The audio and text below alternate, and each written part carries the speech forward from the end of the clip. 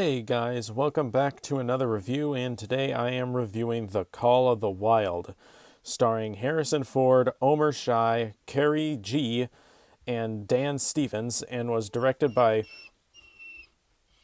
Shut up, Walter. And is directed by Chris Sanders and is about a sled dog struggles for survival in the wild of the Yukon. Yukon. I'm going to call it Yukon. So anyway, this is a dog movie, and I am filming this with one of my dogs in my house. Yeah. As not a lot of people know, I love dogs.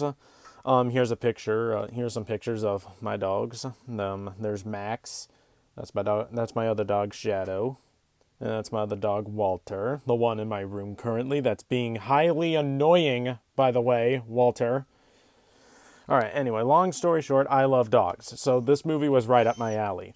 What would be my favorite dog movie? John Wick, definitely. But, Walter, stop it.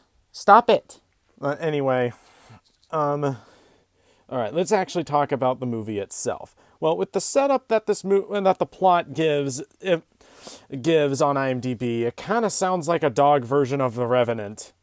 It's not. It's not a Revenant movie. If that was the case, Walter, stop it. If this movie was directed by Alejandro G. Iñárritu and had Leonardo DiCaprio, this movie would definitely be The Revenant. But it's not The Revenant.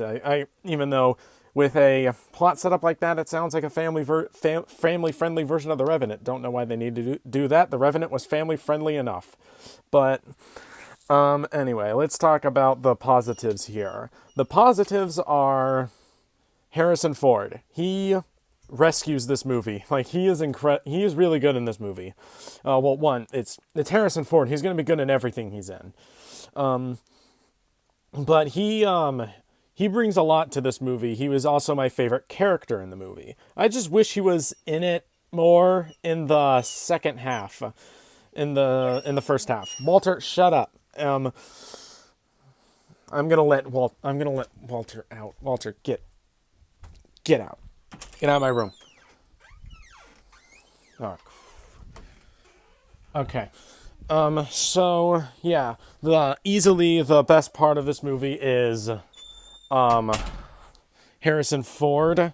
The other performances are very good. Omar Sy, is that how you say his name? Omar.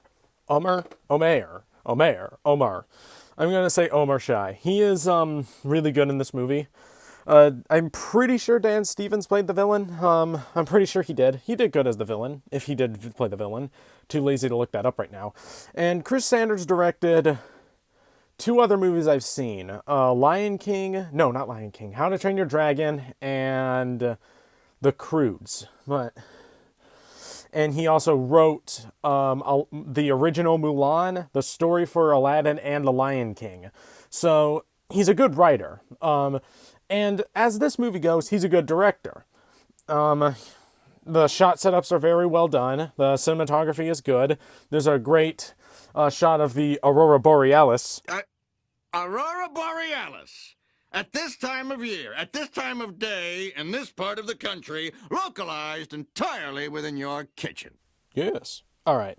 Long story short, the shot setups are very good.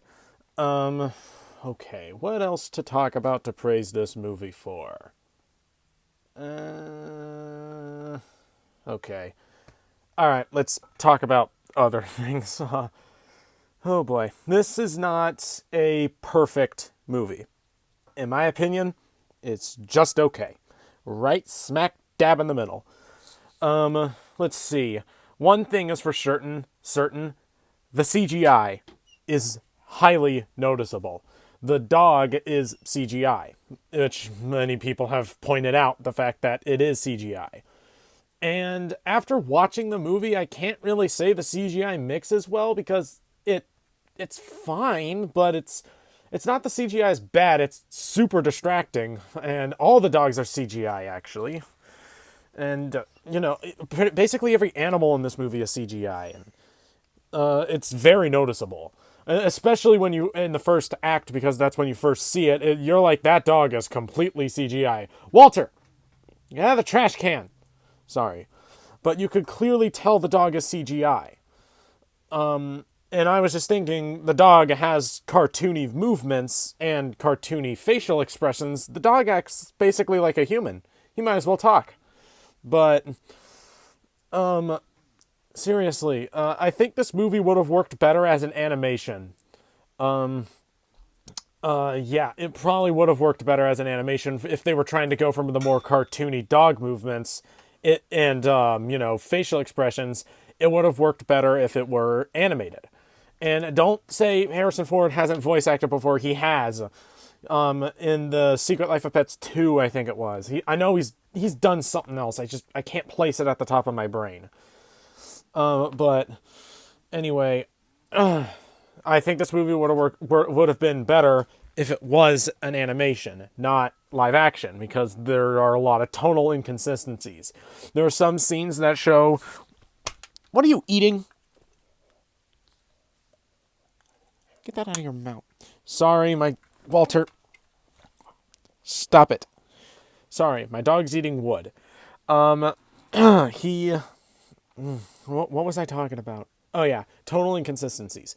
There are some scenes of dog abuse, and it's obviously not good. I hated seeing dog abuse because I'm a giant puppy lover. That's why Plague Dogs was so traumatizing for me, because that movie was basically about animal cruelty and abusive of dogs, being abusive to dogs. I love dogs.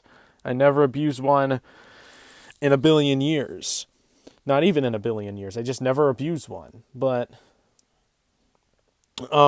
yeah. Yeah, those scenes were terrible. But then there are other scenes, like immediately after, really cartoony dog movements. Why did I say doggo?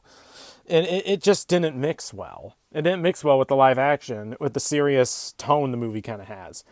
And in my opinion, I think the movie's 15 minutes too long. I think it's a little too long. I do not give one flying crap about the villain. I didn't really get his motivation at all, and yeah, I thought this movie was a little too long. All right, enough complaining. As a whole, the movie is okay. It's not good. It's not bad. It's okay. Mostly, in my opinion, the CGI sinks the film. I mean, if the CGI was really good, and it was blended in very well, I wouldn't mind it, but it's very noticeable. And why would they have the dog do certain things? Why would they have make the dog CGI? I get it for animal safety, but they did a movie called Doggo with Willem Dafoe that had actual dogs doing this stuff. I mean, obviously there was some CGI, like going across a frozen lake. That's easily CGI, but almost everything in this movie is CGI. All right. But in conclusion, The Call of the Wild is not a bad film. It's not great. It's not good. Just okay. I'm gonna give The Call of the Wild a C+ and is okay. So if you've seen The Call of the Wild, let me know what you think about it. And if you liked this review, give it a like, and I will see you guys next time.